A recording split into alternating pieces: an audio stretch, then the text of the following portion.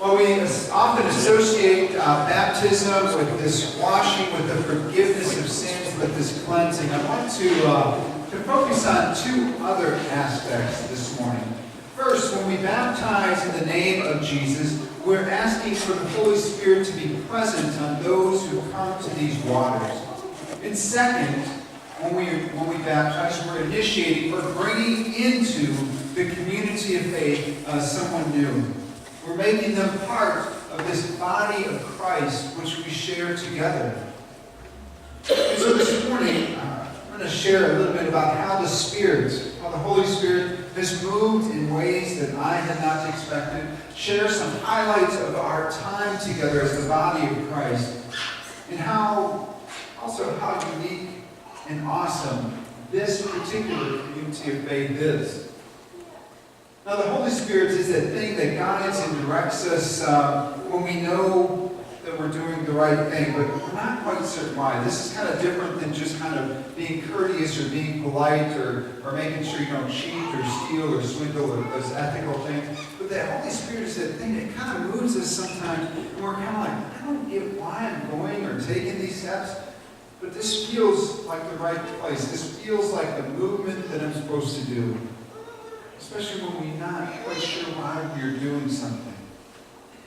For many of us, myself included, these are those rational those actions that don't necessarily always seem rational or the most logical, or those voices in our lives that are that way. But we learn to listen to them because of the good things that often happen. Because we've noticed when we don't follow them, things might start to get hairy. It was about 4.5 years ago that, sensing this movement, Patricia and I happened to be looking for calls, and open calls, and we saw Living Waters on the radar, having just filled out their ministry site profile, and I recall that I wasn't ready for a call at that moment. There were still other projects to get done, and I wasn't there at that moment, and I really didn't know that I was ready for it. But my heart had leapt when I saw Living Waters on the page. And I started to get excited and giddy about what was going on here. And the Spirit was starting to swell up and move within me. It would be another 4 months before the Spirit would kick me in the butt and tell me to apply. And then finally get everything in a row to make that happen. And the Spirit was at work as we quickly settled in and said, you know what, this seems to be the right match for ministry together. And after our courtship, we decided to enter into ministry together. Since then, I've learned to pay attention to those moments where I sense that the Spirit is at work and moving. And listen to that. Listen to those leaps. Making sure, too, that they're not of my own making, but made of listening to God and listening for God's guidance through prayer, through colleagues, and others. And so when I happened to determine to look for open calls, the first time since arriving at Living Waters back in June, I had that same leap happen, and I looked because there's that still small voice within that said, look. And I looked, or I started to refute that voice, saying, Living Waters is an excellent call. It's a great place for ministry. There's great people here. And so why would I move on? And any of the issues that are being faced at the moment, they'd soon be taken care of. So why would I want to leave? But that voice persisted. And so I looked, and when I did, my heart leapt.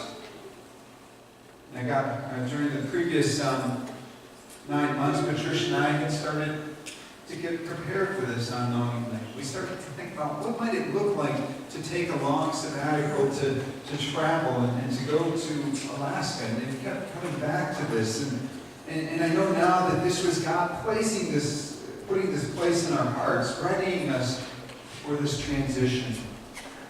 And so when I got home that afternoon, I looked at Patricia and said, there's a call open in Fairbanks, Alaska, and I think I might be good for it. She simply stated back to me, apply. I don't know that she knew what she was doing at that moment, but she said apply. And since then, we have sensed God working through this process every step of the way. And the process has been slower than we would have thought or liked or anticipated, but it's taught us patience, it's taught us understanding, it's taught us to listen along the way. And we're excited about going on to this new adventure, but it also means, yes, it means something hard. It means leaving here. Because Living Waters is a great place for ministry. It's a great community of faith, and there's nothing wrong here. There's strong leadership. There's great new ideas. There's acceptance of all sorts of opportunities to happen here. So hold your head high and know that God is preparing your next pastor for here. When I arrived, there was a general sense and feeling of anxiety when I first got here. There was also a sense of our finances weren't in the right to proper thing. And I want to tackle that last one first, that if you, when you get the annual report, you'll notice that last year, in 2018, Living Waters, the income was higher than the expenses. So we finished in the black, and that's, you guys need to give yourself an applause for that. That's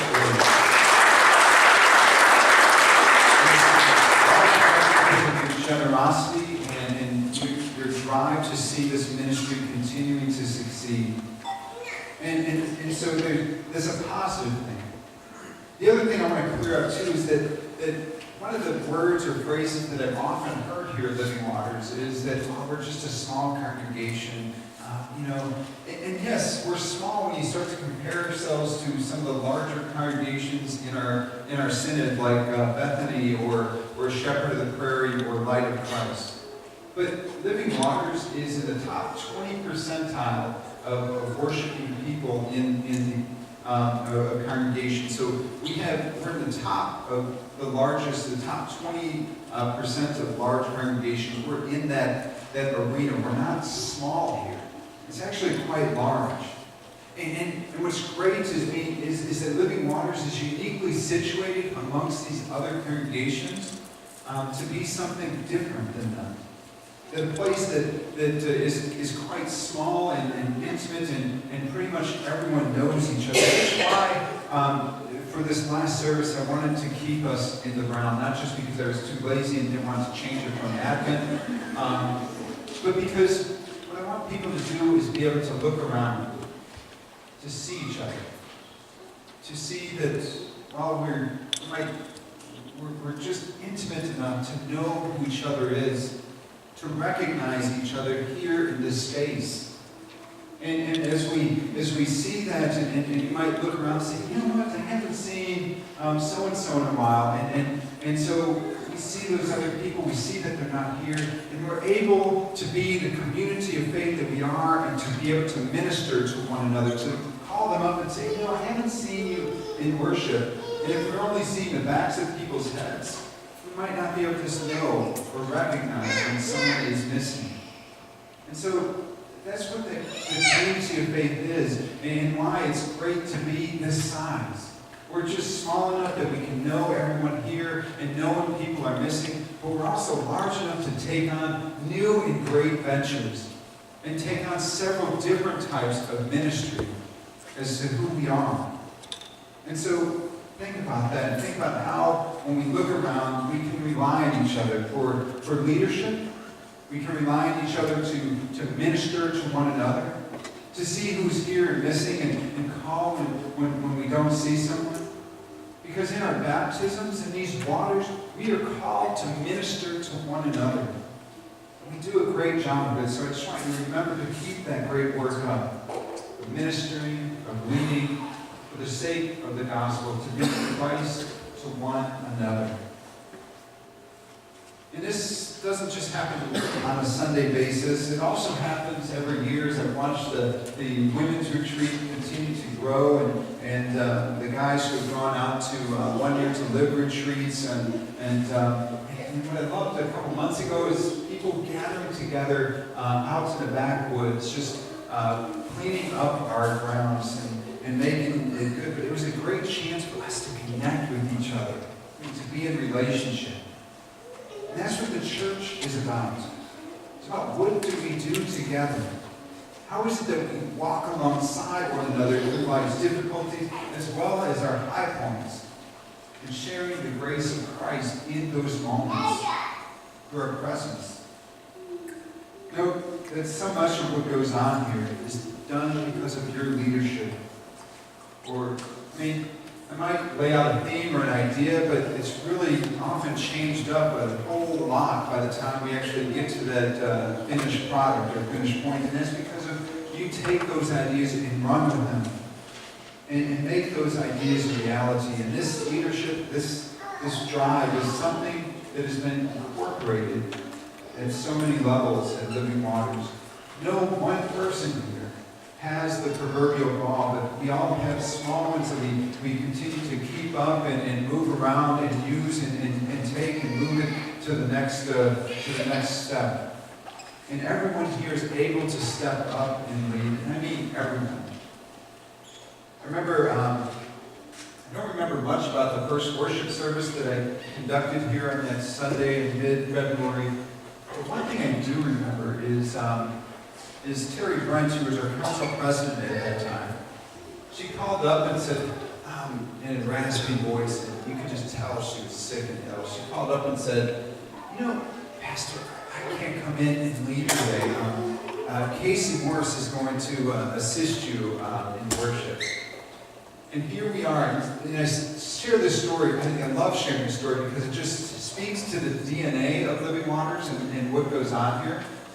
And what I love about this story is that it shows that our youth are valued and given positions of leadership.